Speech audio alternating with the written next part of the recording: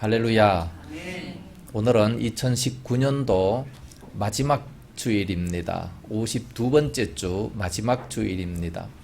마지막 주일에는 항상 우리가 생각하는 것이 있죠. 결산을 합니다. 회사도 마찬가지고 교회도 마찬가지고 어느 누구도 마찬가지입니다. 그 인생도 결산할 때가 있다라는 사실을 성경에서 말씀하고 있습니다. 1888년도에 프랑스의 한 신문 기자가 기사를 냈는데 다이너마이트를 발명한 알프레드 노벨의 사망 소식을 전했습니다. 근데 그 노벨은 그날 아침에 그 기사 신문을 읽으면서 모닝커피를 마시고 있었거든요. 오보였습니다.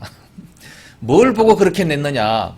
그 노벨의 형이 죽은 것을 신문 기자가 마감을 하기 위해서 급하게 하다 보니까 노벨의 형이라고 해야 되는데 그냥 로벨이라고 이름을 적어버리고 말았습니다.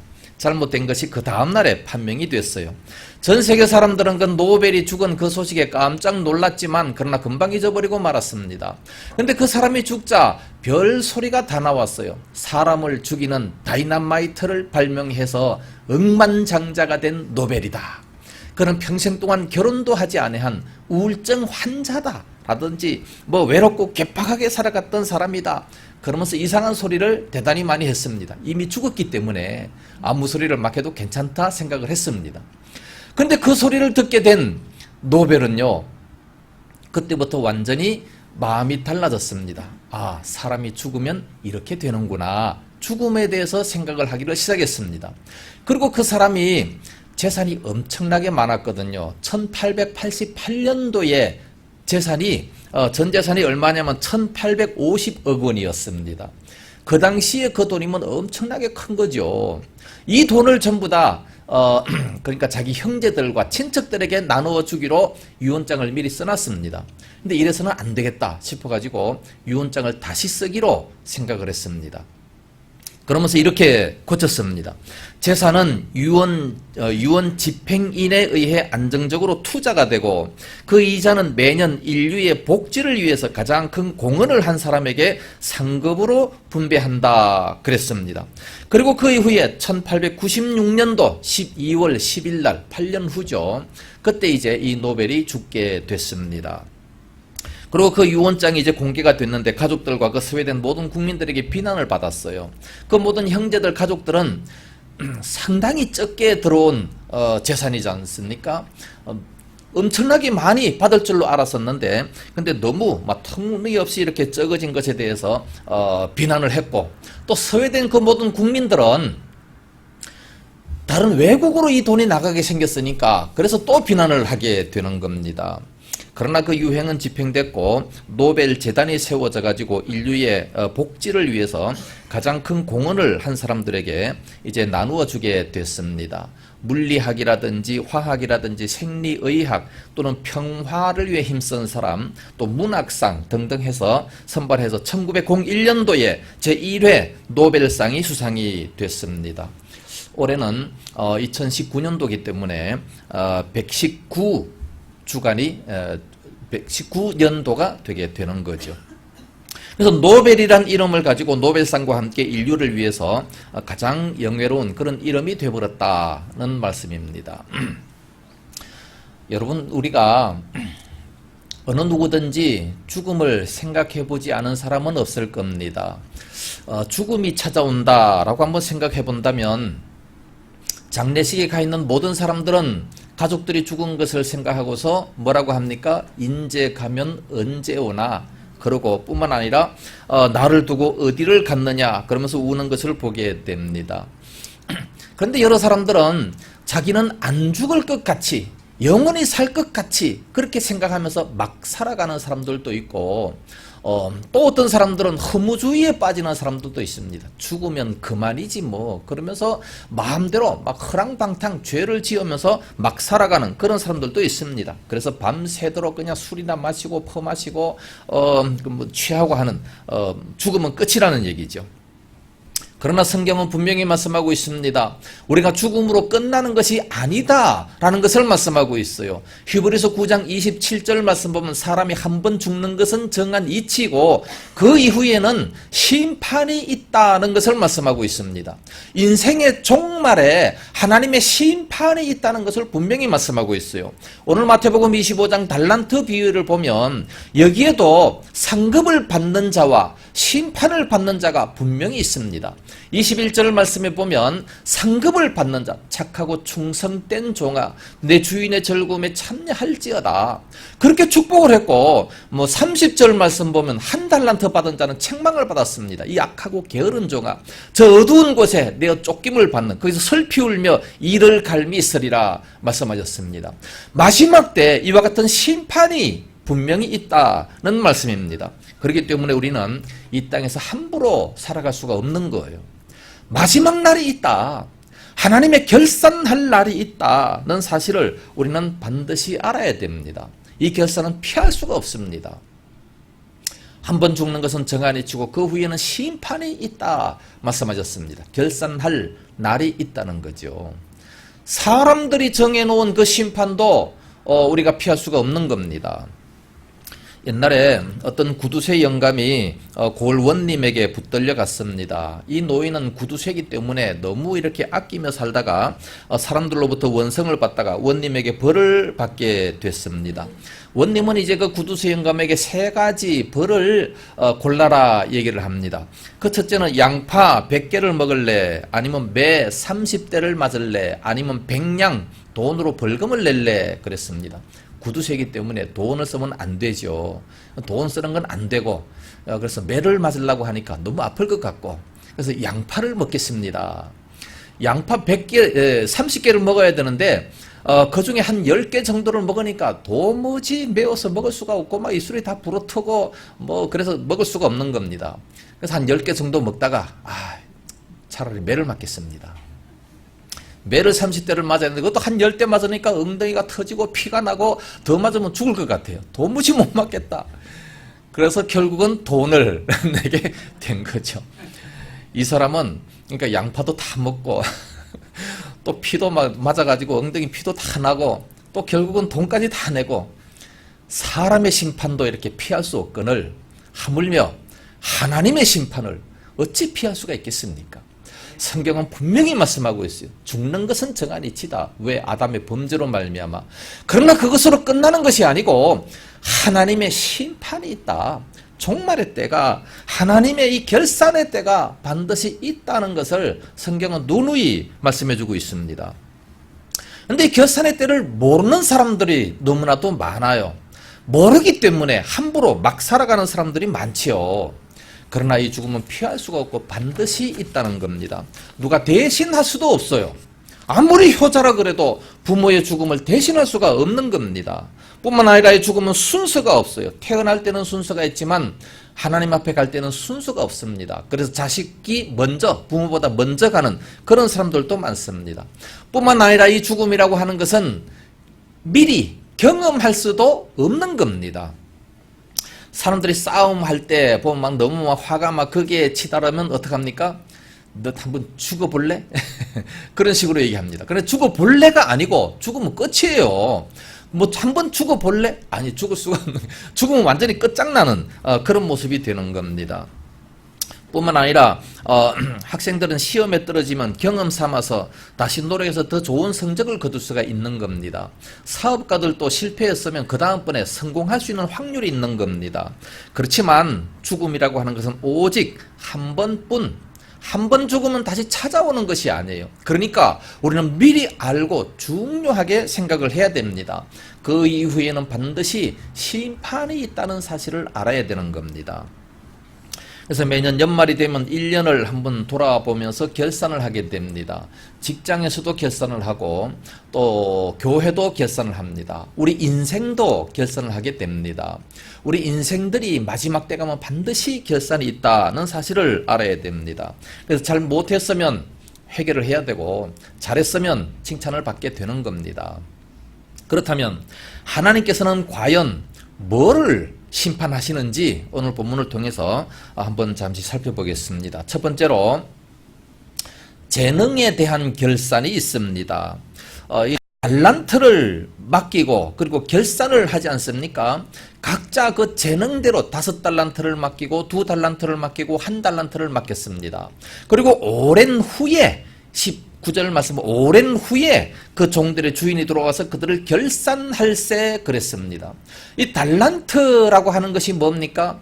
탤런트예요. 탤런트. 탤런트가 뭡니까? 연예인들이죠. 연예인들. 배우들입니다. 배우. 배우들은요, 노래도 잘합니다. 춤도 잘 춥니다. 모든 흉내들을 굉장히 잘 내요. 그러니까 사실이 아닌 것을 진짜처럼 흉내를 잘 내는 이런 사람이 바로 탤런트입니다. 배우예요. 막 진짜처럼 막 그렇게 눈물도 흘리고 진짜처럼 액션도 하고 하니까 보는 사람들은 진짜처럼 보면서 감동을 받게 되는 그런 모습을 보게 됩니다. 근데 그건 진짜가 아니라 연기하는 거잖아요. 연기하는 거예요. 그러니까 그런 재능이 있다는 얘기입니다. 재능. 그럼 뭐 탤런트는 뭐냐? 재능입니다. 재능. 하나님께서는 우리 각자들에게 재능을 주셨어요. 재능을 주시고 디모데전서 1장 12절 말씀 보니까 하나님께서 나를 충성되이 여겨서 직분을 맡기심이니, 충성되이 여겨서 이 재능을 주시고 직분을 맡기셨다, 그렇게 말씀을 하고 있습니다. 그래서 우리는 하나님 앞에 직분을 맡았으면 그것을 잘 감당할 수 있어서 이후에 주님 앞에서 결산할 때 인정을 받아야 됩니다. 칭찬을 받아야 됩니다. 칭찬받는 것을 싫어할 사람이 어디 있습니까? 다 좋아하죠. 동생이 있는 자는 자꾸만 동생을 괴롭혀요. 왜 괴롭힙니까? 부모한테 관심 받기 위해서. 또 외동 자녀가 있는 그 자녀들은 부모를 자꾸만 귀찮게 합니다. 귀찮게 하는 거 알아요, 자기도. 왜 그렇게 합니까? 관심 좀 가져달라고. 괜히 그냥 가서 찝쩍거리고 뭐 아프다 그러고 사실은 안 아픈데 관심 좀 가져달라, 그렇게 얘기하는 겁니다. 이 관심을 좀 받고 인정받고자 원하는 겁니다. 우리 모든 사람들은 전부 다 마찬가지예요. 누구에게든지 인정받고자 원합니다. 교회 안에서도 서로 인정받고 사랑받기 원하고, 직장에서도 열심히 일해서 내가 사랑받고 인정받기를 원하는 그런 모습 아니겠습니까? 하물며 우리가 하나님 앞에 인정받는다는 것은 얼마나 중요하겠습니까? 마귀들도요, 우리 그리스도인들을 인정해야 됩니다. 저 사람은 너무 지독히 예수님을 잘 믿기 때문에 내가 어떻게 할 수 없다. 마귀도 그래야 돼요. 그래서 도무지 저 사람한테는 내가 어떻게 유혹할 수가 없다. 인정을 딱 해버려야 되는 겁니다. 그렇게 인정하는 자는 아주 편해요. 직장에 처음 들어가면 술을 먹이지 않습니까? 저도 총각 때 술을 먹이려고 그렇게 사람들이 공장장까지 와가지고 나한테 술을 권했습니다. 그러나 나는 교회 다니기 때문에 안 먹습니다. 딱 잘라버렸거든요. 그 이후로 너무 편했어요. 매달 한 번씩 월급 때마다 회식을 하는데 더 이상 술을 권하지 않더라고요. 근데 먹어볼까? 안 되지? 그러면서 반 잔만 먹지. 그런 사람들은 계속 유혹이 있습니다. 계속 사다리 점점 더 크게 시험이 찾아와요. 그러니까 인정을 딱 해버려야 되는 겁니다. 하나님께서는 우리 각자 사람들을 다 인정을 하셔서 어떤 사람들에게는 목사로, 어떤 사람들에게는 장로로, 또 안수집사로, 권사로, 서리집사로, 교사로 다 이렇게 맡기셨습니다. 인정하셨기 때문에, 이 사람은 충성되이 여겨서 인정하셨기 때문에 그러므로 일꾼으로 그렇게 맡겼다는 말씀입니다. 그러니까 맡긴 사람들은 보면 처음에는 못하는 것 같아도 하나님께서 재능을 다 주셔요. 감당할 수 있도록 다 주십니다. 어떤 사람은 난 성가대는 죽어도 못해, 노래는 죽어도 못해 하던 사람이 보면 어느 순간에 보니까 굉장히 잘하고 있어요. 저도요, 설교에 설자도 모르는 사람이고 남 앞에 서면 얼굴이 빨개지는 사람인데 지금은 얼굴에 철판을 깔았어요. 누구 앞에 서면 그냥 뭐 말을 자꾸만 해야 되는 사람이에요. 그냥 막 하잖아요, 이렇게. 하나님께서 재능을 주시면 누구든지 그렇게 다 할 수 있는 겁니다. 하나님이 주신 거예요. 이 재능을 하나님이 주셨다라는 말씀입니다. 주셨다면 이것을 우리가 잘 활용할 수 있어야 돼요. 감추어 두면 안 됩니다. 잘 활용을 해서 이후에 칭찬을 받아야 될 거 아니겠습니까? 그래서 5달란트, 2달란트 받은 자는 바로 가서 그것을 활용해서 남겼잖아요. 1달란트 받은 자는 그것을 숨겨두고 하나도 활용을 하지 않았다는 말씀이에요. 어떤 사람이 신경통을 낫게 하는 아주 특별 비법을 가지고 있었습니다. 그 사람한테만 가면 뭐 무슨 병이든지 이 신경통은 그냥 깨끗이 싹 나버려요. 의사들이 그 비결을 배우려고 막 돈을 가지고 와서 아무리 얘기를 해도 이 사람은 안 가르쳐 줍니다. 이거는 특별히 내가 이게 부모로부터 물려받은 것이기 때문에 아무나 함부로 가르쳐 줄 수 없습니다. 그러면서 그냥 아무리 돈을 갖다 줘도 안 가르쳐 주고 혼자 그 비법을 가지고 있었거든요. 그러다가 어느 날 급하게 와서 좀 치료시켜 주세요. 그래서 막 택시를 타고 막 달려가던 중에 교통사고가 나서 죽어버리고 말았어요. 물려주지 않았기 때문에 이 사람은 그것을 묻어둔 그런 모습이 되어버리고 말았어요. 자기만을 위해서 살았죠. 이런 자는 심판받습니다. 나눠줘야 돼요. 사용해야 되는 겁니다. 또 어떤 사람은 기차를 타고 가다가 어떤 남자가 아기를 안고 있는데 아기가 너무 울어서 그 울음소리 때문에 많은 사람들 앞에 피해를 주고 있어요. 그래서 그 많은 그 손님들이 막 술렁이기를 시작합니다. 그런데 그 남자는 그 아기를 데리고 막 땀을 뻘뻘 흘리면서 막 달래느라 뭐 어떻게 해도 안 되는 거예요. 손님들이 이제 막 비로소 막 야단을 칩니다. 그런데 그 남자에게 얘기합니다. 여러분 정말로 죄송합니다. 이 아이의 엄마가 내 아내가 병이 들어서 어저께 죽었습니다. 그래서 그 유언대로 그 시신을 고향 땅에 묻어주기 위해서 시신을 가지고 지금 맨 마지막 칸에 화물칸에다가 싣고 가는 중입니다. 지금 이 아이가 젖을 못 먹어가지고 배가 고파서 울고 있습니다. 여러분 정말로 죄송합니다. 그러면서 울면서 막 이렇게 죄송하다고 호소를 하는 거예요. 그 소리를 듣던 저쪽에 어떤 한 아주머니가 딱 오더니 내 아이가 젖을 실컷 먹고 지금 잠을 자고 있는데 조금 남은 것 같습니다. 내가 먹여주겠습니다. 그러면서 데리고 가서 그 아이에게 젖을 먹였어요. 젖을 먹이면서 이렇게 막 쪽쪽 빨더니만은 금방 이렇게 잠이 드는 그런 모습을 보게 됩니다. 이런 걸 본다면 우리들은요 할 수 있는 일이 있어요. 뭔가 할 수 있는 선한 일을 할 수 있는 일이 대단히 많이 있습니다.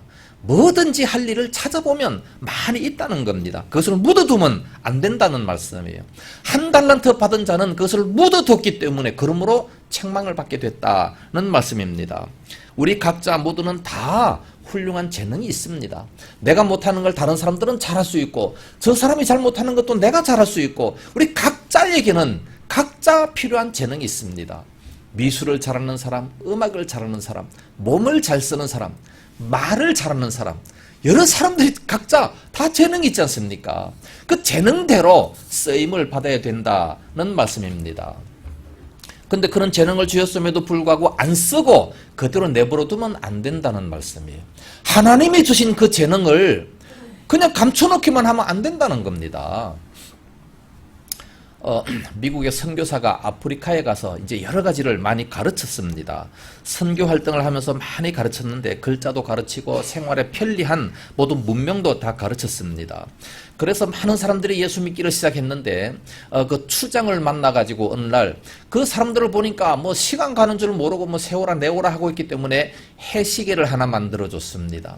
해시계를 만들어가지고 이제 그 해가 이렇게 지나감에 따라 그림자를 통해서 몇 시 정도 됐다라는 것을 알 수 있도록 해시계를 만들어줬어요.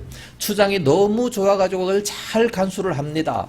그런데 이제 그 선교사가 이제 안식년을 맞이해가지고 미국에 가서 1년 동안 있게 됐어요. 그러니까 이 추장은 이걸 너무 소중한 이 해시계를 그냥 놔둘 수 없다. 그래서 상자를 만들어가지고 그 안에 딱 해서 딱 이렇게 집어넣어놓고 아무도 못 건드리도록 그렇게 만들어놨습니다. 해시계는 햇빛을 봐야 돼요. 상자를 만들어서 속에 넣어놔두면 아무런 소용이 없는 겁니다. 그럼 뭐 하려고 그럼 가지고 있습니까? 해시계는 해를 보면서 그 그림자를 통해서 지금 몇 시다라는 것을 알아야 될 거 아니겠어요? 아무리 소중해도 사용을 해야죠.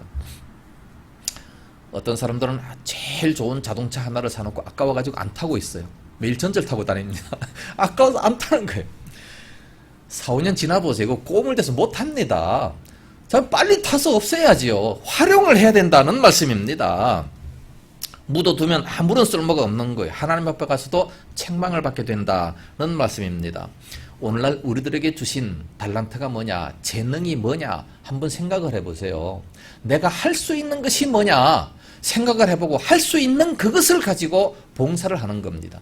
하나님 앞에 봉사하고 이웃을 위해서 봉사하고 얼마든지 할 수 있습니다. 할 게 많아요. 하다못해 뭐 밥을 사줄 수도 있고 뭐 여러 가지 많이 있지 않습니까? 활용해야 됩니다. 두 번째로 우리들에게 뭐를 주셨느냐, 뭐를 결산을 하시느냐, 재물에 대한 것도 결산을 하십니다. 달란트라고 하는 것은 재능도 되지만 이 당시에 보면 화폐 단위입니다. 화폐 단위로 달란트를 사용을 했습니다. 데나리온도 있고 머나도 있고 달란트라는 이 화폐 단위입니다. 그러니까 한 달란트, 두 달란트, 다섯 달란트라고 하는 것은 화폐 단위가 되는 겁니다. 한 달란트가 얼마입니까? 금 34kg예요. 근데 금 5달란트, 또 금 2달란트, 금 1달란트를 이렇게 주고 떠났다. 그렇게 말씀하고 있습니다. 그러니까 이것은 돈이죠. 돈을 그렇게 주고 떠났다라는 말씀입니다. 정말해서 나에게 맡겨주신 그 재물을 내가 어떻게 사용하느냐에 따라서 마지막에 결산을 하십니다. 우리가 이 땅에 올 때 어떻게 왔습니까? 빈손으로 왔어요. 아무것도 걸친 것도 없이 그냥 빈손으로 아무것도 가진 것도 없이 그렇게 왔지만 지금까지 우리가 다 실컷 쓰고 누리고 이렇게 입고 있는 것은 다 하나님이 주신 겁니다. 이렇게 많이 주신 것을 가지고 내가 어떻게 사용해야 되느냐, 현재 가지고 있는 것을 어떻게 사용해야 되느냐, 하나님께서 반드시 셈하실 것이라는 말씀입니다. 그래서 지금 우리가 가지고 있는 것을 가지고 어떻게 하나님을 위해서 쓰임받느냐, 그것이 대단히 중요하다는 말씀입니다. 하나님께서는 우리들에게 이렇게 많은 것을 주셨지만 우리가 마지막 때는 또 하나님 앞에 다 반납하고 가야 되는 겁니다. 절대로 가지고 갈 수가 없어요. 내가 현재 가지고 있다 해서 이것을 영원히 가지고 내세까지 가느냐? 못 가요. 다 하나님 앞에 반납하고 그대로 놔두고 가야 된다는 말씀입니다. 그러니까 하나님께서 하나님의 것을, 하나님이 주신 것을 우리가 임시로 다스리고 잘 쓰고 잘 이렇게 사용하다가 마지막에는 반납하고 도로 돌려드리고 그리고 가야 된다는 말씀입니다. 그래서 19절 말씀 보면 오랜 후에 그 종들의 주인이 돌아와 그들과 결산할세, 결산을 할 때에 어떻게 합니까? 5달란트 받았던 자는 5달란트를 더 가지고 왔다 그랬어요. 다 반납하는 겁니다. 다 이렇게 마지막 때 결산할 때 다 주인한테 반납해야 되는 거예요. 다 종이잖아요. 종이 무슨 재물을 가지고 있을 권리가 있습니까? 없어요. 우리는 다 하나님의 종입니다. 하나님의 종이면 하나님께서 주신 것을 잠시 누리다가 이제 하나님 앞에 갈 때는 다 반납하고 가야 된다는 말씀이에요. 그래서 초대교회의 모든 성도들은 누구든지 제 물건이라고 하는 자가 하나도 없었다. 그렇게 말씀하고 있습니다. 그런데 이 1달란트 받은 사람을 보세요. 1달란트 받은 자는 그것을 낭비하지 않았습니다. 다른 사람에겐 악하다는 소리를 듣지도 않았어요. 그냥 보통 평범한 수준으로 살아갔습니다. 평범하게 살아가는 그 사람에게 무슨 책망거리가 있겠는가 하겠지만 땅에 묻어뒀어요. 쓰지를 않았다는 말씀입니다. 땅에 묻어뒀다는 것이 바로 책망의 원인이 아니겠습니까? 그러니까 나에게 준 달란트가 많으냐 적으냐 그게 문제가 아니에요. 내가 얼마큼 많이 받았느냐 적게 받았느냐 그게 문제가 아니라 주신 것을 어떻게 내가 하느냐 그게 문제입니다. 2달란트 받은 자는 2달란트만큼 충성해요. 5달란트 받은 자는 5달란트만큼만 충성하는 겁니다. 그러나 1달란트 받은 자 역시 1달란트만큼만 충성해서 1달란트를 남기면 똑같은 상급을 받게 되는 겁니다. 그런데 그렇지를 못하고 그대로 묻어뒀다. 아무런 일도 안 했다. 여기에 바로 책망이 있다는 말씀입니다. 성경에 어리석은 부자가 나옵니다. 왜 어리석은 부자라고 얘기합니까? 자기에게 대하여서는 부유하고 하나님께 대하여 부유치 못한 자가 바로 이와 같다. 그렇게 말씀하셨습니다. 어리석은 자라는 그런 말씀이죠. 이 사람이 왜 묻어뒀습니까? 본문에서 그 변명을 말씀하고 있습니다. 24절, 25절 말씀 보면 1달란트 받았던 자는 와서 이르되 주인이여 당신은 굳은 사람이라 심지 않은 데서 거두고 해치지 않은 데서 모으는 줄을 내가 알았으므로 두려워하여 나가서 당신의 달란트를 땅에 감추어 두었었나이다. 보소서 당신의 것을 가지셨나이다. 그대로 묻어놨다가 그대로 가지고 오는 겁니다. 그때 뭐라고 말씀합니까? 26절에 그 주인이 대답하여 이르되 악하고 게으른 종아, 나는 심지 않은 데서 거두고 해치지 않은 데서 모으는 줄로 네가 알았느냐? 그렇다면 차라리 27절에 취리하는 자들에게 맡기는 것이 훨씬 더 낫지 않겠느냐? 그러면 이자라도 받을 것이 아니냐? 그렇게 말씀을 하셨습니다. 그러니까 한 달란트 받은 자는 전혀 엉뚱한 생각을 하는 겁니다. 주인을 잘못 이해를 한 것이죠. 주인을 잘못 이해해서 하나님은 능력이 많으시니까 없는 것에서도 있게 하시는 능력의 하나님이신데 뭐 이럴 필요가 있나, 이렇게 생각하는 사람들이 많습니다. 그게 대단히 잘못된 거 아니겠어요? 하나님께서는 각자에게 딱 필요한 대로 15절에 보면 각각 그 재능대로 5달란트, 2달란트, 1달란트를 맡기셨습니다. 재능대로 맡겨주셨기 때문에 왜 그렇게 맡겼습니까? 잘할 줄로 알고 맡긴 거예요. 그 사람은 요만큼 잘할 수 있겠구나, 이 사람은 이만큼 잘할 수 있겠구나, 그렇게 생각하면서 그만큼 맡기셨어요. 그렇다면 우리는 충분히 그것을 할 수 있다는 얘기 아니겠어요? 얼마든지 할 수 있어요. 그런데 안 한 거죠. 그러니까 책망을 받게 된다는 말씀입니다. 중요한 것은 사람들은 투자의 방법을 잘 압니다. 돈이 생기면 어디에 투자하면 돈을 벌 수 있을까 잘 알아요. 그래서 각기 자기의 원하는 곳에 투자합니다. 어떤 사람은 정권에 투자하고, 뭐 어떤 사람은 사업에 투자하고, 어떤 사람은 할 사람이 없으면 은행에라도 넣어놔서 이자라도 받겠다, 그렇게 생각하는 사람들은 많아요. 누가 현찰을 갖고 있습니까? 손해보는데. 네? 투자할 수 있는 방법을 잘 알고 있지만, 그러나 가장 중요한 투자가 뭐겠어요? 가장 투자해야 될 곳이 뭡니까? 하나님께서 성경에 분명히 말씀하고 있습니다. 하나님을 위한 투자가 가장 안전한 투자고 가장 소중한 투자라고, 최고의 투자라고 말씀하고 있습니다. 그래서 마태복음 6장 21절 말씀은 오직 너 자신을 위하여 보물을 하늘에 쌓아두라. 누구를 위하여? 내 자신을 위해서 하나님께 투자하는 겁니다. 나를 위해 하는 거예요. 다른 사람 위해 하는 것이 아니고. 많은 사람들 생각합니다. 헌금하면 교회가 좋은 거지, 목사가 좋은 거지. 아니에요. 너 자신을 위해서, 오직 너 자신을 위해서 하늘에다 쌓아두라 말씀하셨습니다. 거기는 도둑도 없고 조문과 동록이 없다 말씀하셨어요. 세상에서는 모든 도둑들도 많고 뺏어가는 사람들이 너무나도 많습니다. 그러나 하나님께 투자하는 것은 아무도 뺏어갈 수도 없고 가장 안전한 투자라는 말씀입니다. 그래서 우리가 결산할 때에 21절 말씀처럼 그 주인이 이르되 잘하였도다 착하고 충성된 종아, 내가 작은 일에 충성하였으며 내가 많은 것을 네게 맡기리니 내 주인의 즐거움에 참여할지어다. 우리가 재물을 잘 사용해서 이런 축복의 음성을 들을 수 있기를 예수님 이름으로 축복합니다. 마지막 세 번째 한 가지 더 본다면 충성에 대한 결산이 있습니다. 19절과 20절 말씀 보면 오랜 후에 그 종들의 주인이 돌아와 그들과 결산할세 5달란트 받은 자, 그리고 2달란트, 1달란트 이렇게 받은 자는 이렇게 찾아와서 다 남겼다, 그렇게 말씀하고 있습니다. 이게 뭡니까? 충성도죠. 충성도. 하나님 앞에 얼마만큼 충성을 했느냐, 그런 말씀이에요. 그런데 1달란트 받은 자는 하나도 일을 안 했기 때문에 충성하지 않았다는 거죠. 일을 하지 않았다는 거죠. 24절, 25절 아까 읽었지만 그 말씀 보면 이 1달란트 받은 자는 말이 대단히 많습니다. 2달란트와 5달란트 받은 자는 그냥 이렇게 가지고 와서 보소서 내가 배를 이렇게 남겼습니다. 또 5달란트를 남겼습니다. 그 말밖에 없는데 1달란트 받은 자는 말이 굉장히 많아요. 5달란트 받은 자는 33자입니다. 제가 세보니까. 근데 1달란트 받은 자는 81자 나대요. 거의 3배나 더 많습니다. 원래 일을 안 하는 사람들은 말이 많아요. 일을 안 하는 사람들은 말이 많대. 그리고 남을 빗대어서 또 얘기를 많이 합니다. 다른 사람들은 뭐 때문에 했다, 뭐 때문에 했다, 그런 게 빗대어서 핑계를 대는 그런 모습을 많이 보게 됩니다. 나도 저 사람처럼 시간이 있으면 충성할 수 있었다.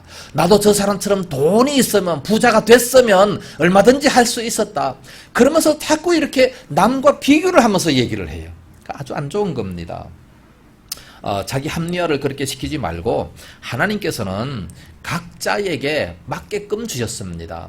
그러니까 그 재능대로, 각각 그 재능대로 주셨다고 15절에 말씀하고 있어요. 그런데 5달란트 받은 사람은 어떻게 했습니까? 16절에 보니까 바로 가서 그것으로 장사했다라고 말씀하고 있습니다. 바로 가서 장사를, 그러니까 충성했다는 말씀이죠. 그 재물을 받자마자 바로 가서 충성을 했어요. 근데 한 달란트 받은 자는 충성을 안 했습니다. 그냥 그대로 놀고 먹은 그런 모습이 되어버리고 마는 거죠. 그러므로 충성한 만큼 하나님께서는 복을 주시는 겁니다. 주신 것에서 우리는 충성을 해야 됩니다. 교회 안에서도 보면 각자에게 다 다른 달란트를 주지 않았습니까? 각자 다른 달란트를 주신 것은 그렇게 충성하라는 거예요.